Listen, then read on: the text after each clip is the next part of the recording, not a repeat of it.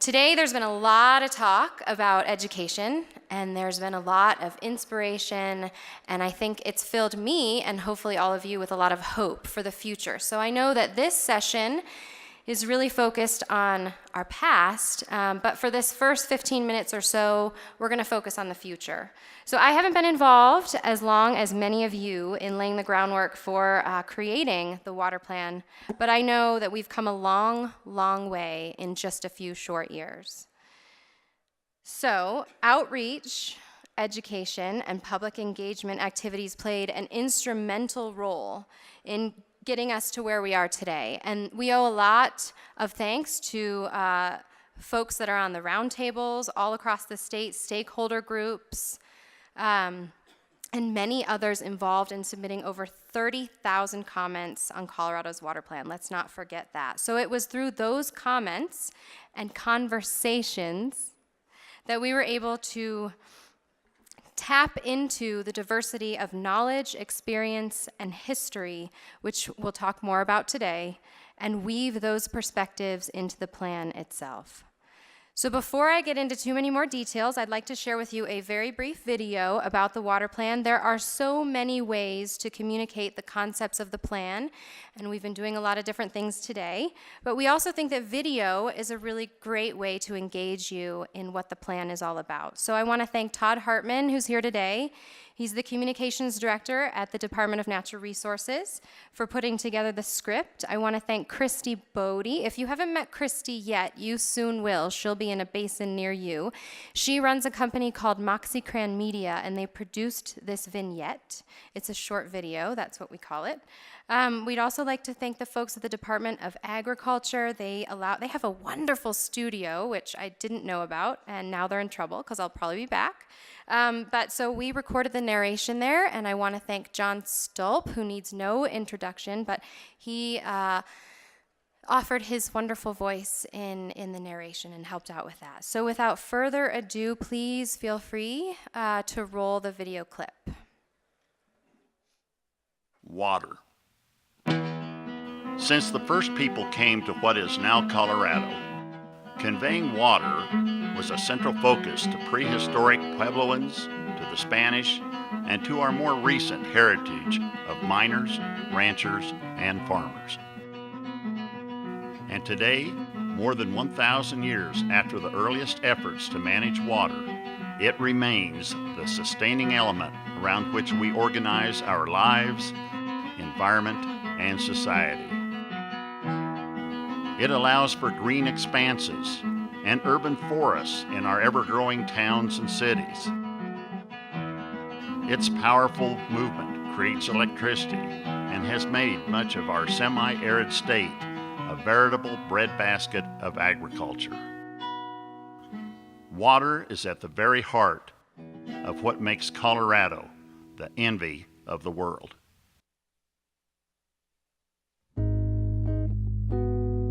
But Colorado's water is under strain. The very appeal of our great state brings more people eager to share its lifestyle.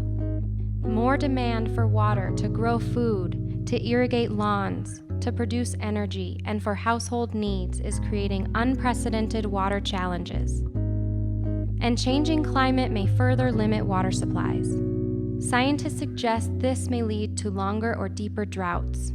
Fire, in turn, threatens our water supplies and damages our water quality. Water planning in Colorado centers on one primary fact: natural water supplies have not aligned with human settlement patterns.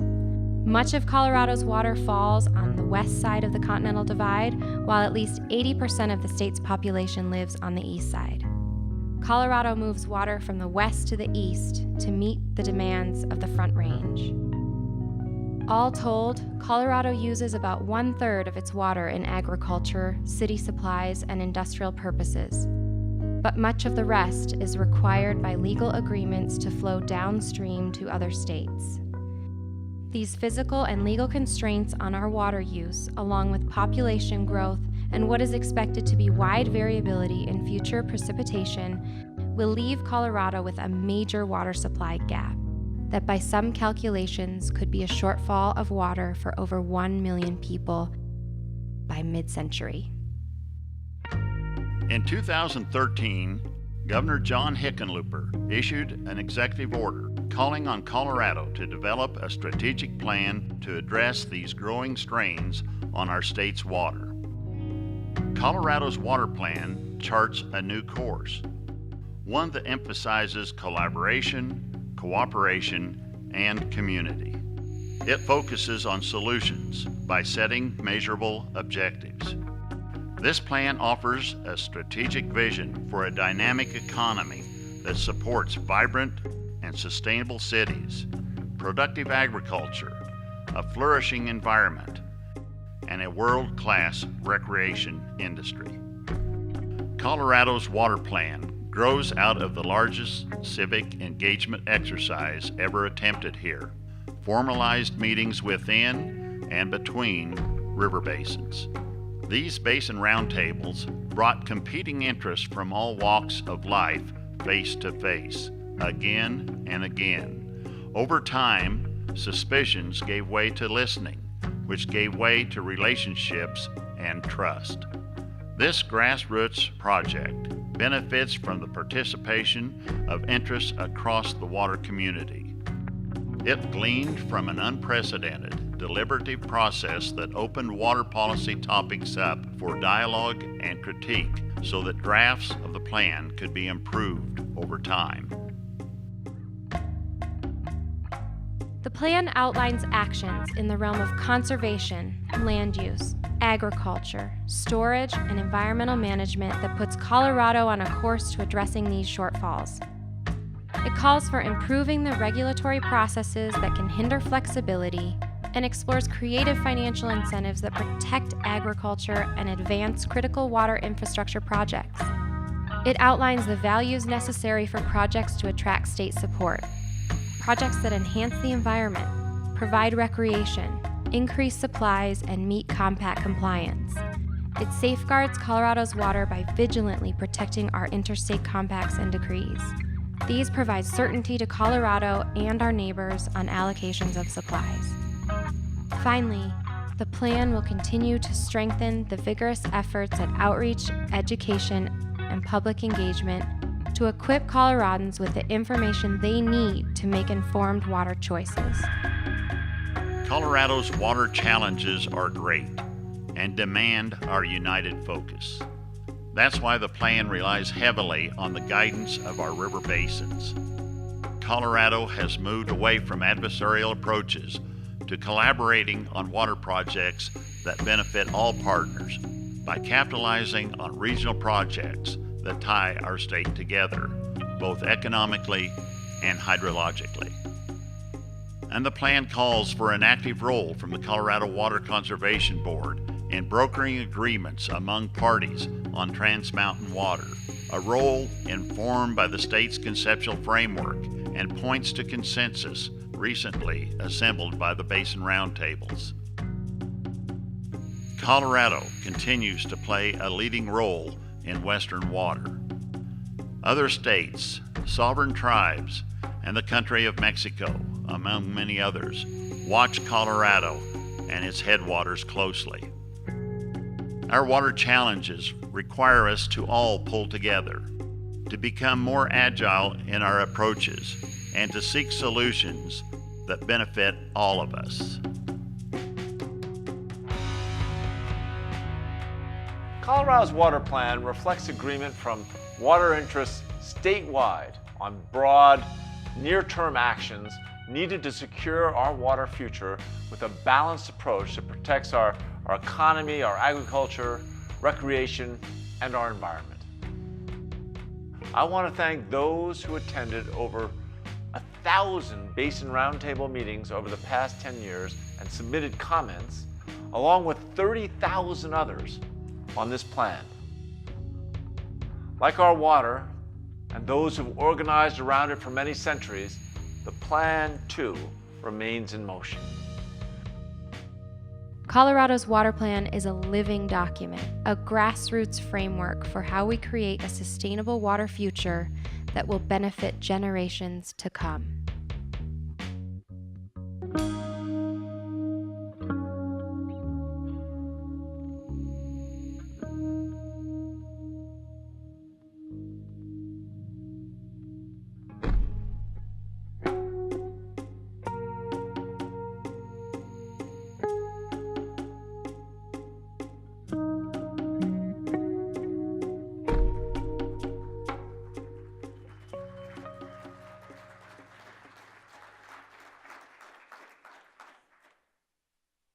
Colorado's water plan has proven water's not for fighting anymore, but whiskey's still for drinking. Here's the Colorado water plan.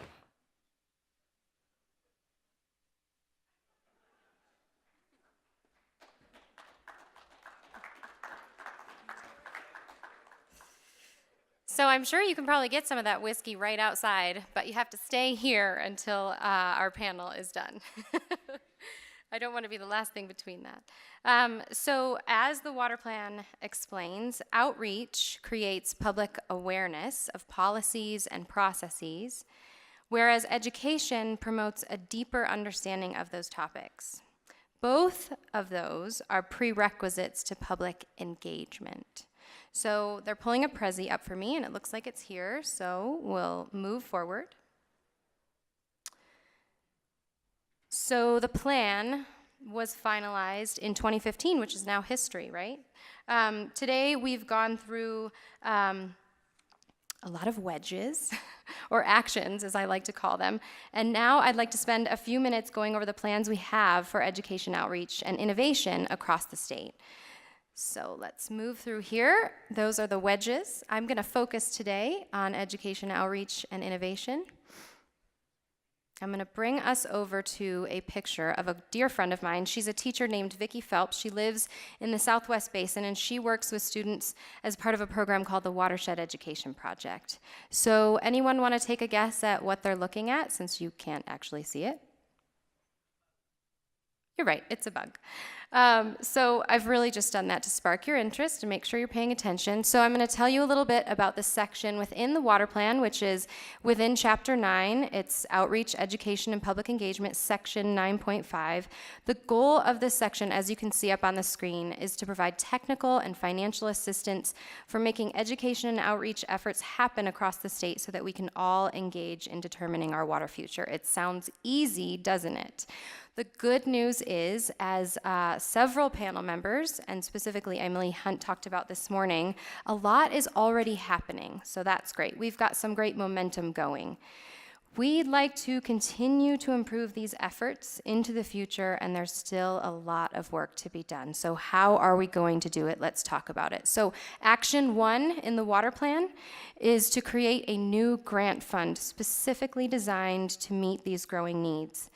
This will require a collaborative effort between our agency, the Water Board, the broader water community, and the state legislature.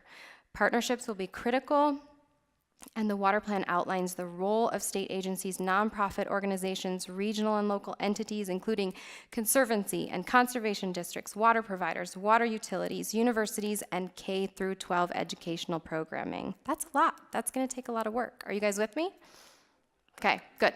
So our second action will help us get there, and that is over the next 2 years. So we're talking about in the near-term timeline, which is what we all wanted to talk about today, for education and outreach. So we're going to create a data-based water education plan, or an assessment. We talked about assessing what we are looking at, and that's important.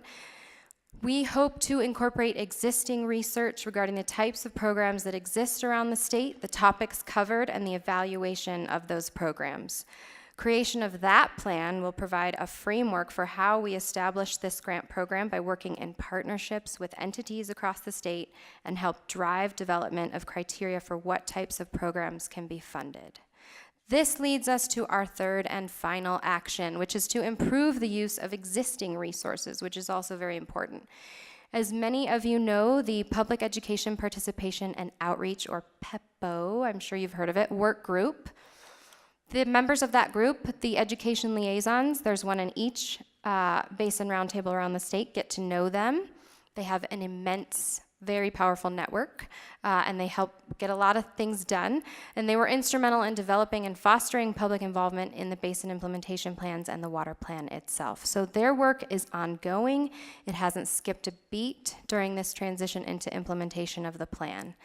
I'm not going to go into detail about funding as my time here is limited, and I'm sure the panel wants to get up here, but I will tell you that $6,500 that each roundtable currently has to spend on PEPO activities is not enough. So we're working to adapt the Water Supply Reserve Account, WSRA criteria, to encourage funding for educational programming that supports the goals of the basin implementation plans and the water plan in the basins and statewide.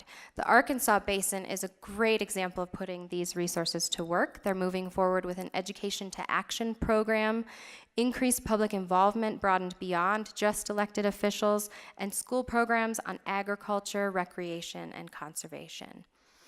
So part of Action 3 also includes working to improve coordination of all of these activities across the state and provide better support. And this brings us to innovation. How can we use innovation to move all of the water plan goals forward? The CWCB, as part of our third goal in the plan and action, will be working with stakeholders to identify 5 water challenges that Colorado's innovation community can help solve, develop an award program, and engage Coloradans in the challenge. So we're going to tap into Colorado's existing innovation community, education and outreach experts, research institutions, and the governor's Colorado Innovation Network, or COIN, to address those water challenges with outside-the-box creativity. The One World, One Water Center, and Tom Check is here today, also very popular, has also proposed a program to involve university students in this innovation action. So we're very excited about that. So stay tuned, because you'll be hearing about what those water challenges are, and I'm sure you'll want to help solve them. So ultimately, this set of actions helps to keep the wheels turning during overall implementation of the plan. So the plan itself explicitly outlines several key topics. I'm going to just brush through them real quickly so you're aware of them. The water plan itself, the 8 basin implementation plans, all of our state's water challenges, solutions, and the need to be adaptable to changing conditions, the connection between climate change and water, water conservation and reuse, integration of land use and water supply, water quality, agricultural viability options, agricultural transfer methods, education for farmers on available incentives for on-farm implementation of agricultural conservation measures, water sharing opportunities, and other tools available to growers. Education and outreach to support environmental and watershed strategies, such as those designed to protect imperiled warm water fish species and forest health. Outreach to energy companies to encourage and promote the most water-efficient technologies for energy extraction. This is not an exhaustive list, but it's already pretty long, so we've got a lot to do. So as we learned while drafting Colorado's water plan, we can't succeed without incorporating the important lessons and voices of the past. And our esteemed panel is going to talk to us more about that. My presentation has been focused on the future, and before I go, I want to share with you one more image. I think I could get emotional.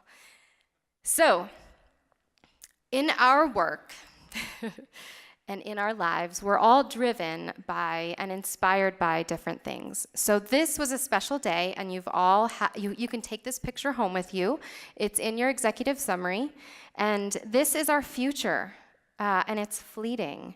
This was a moment in time, and it's history now. So these are our children. These are really our children. Several of the authors of Colorado's water plan, we were really looking for how to incorporate some diversity into some of the imagery that you find in the plan. And when we looked around, we realized, wow, we have it right here. So I'm just going to tell you who these children are. Becky Mitchells, she's my boss, the section chief of the water supply planning section. Those are her handsome sons on your left there. So that's Gazachu and Taye is holding Jacob Bornstein. You know Jacob, also in the water supply planning section. That's his daughter Emma, and she just turned 1 yesterday. Happy birthday. Becky's daughter Saba is next. She's holding my daughter Renna, and in front of them is James's son Forrest. You know James, of course. Kevin Reedy's daughters, Aiden and Maeve, are next, and Becky's daughter, Sierra, holding my son, Clay, and finally James's son, Rowan, on your right. So as you go forward from today, and as the plan moves into implementation, I encourage you to use education, outreach, engagement, and innovation so that together we can create a future where the generations that come after us can thrive as we have. Thank you so much.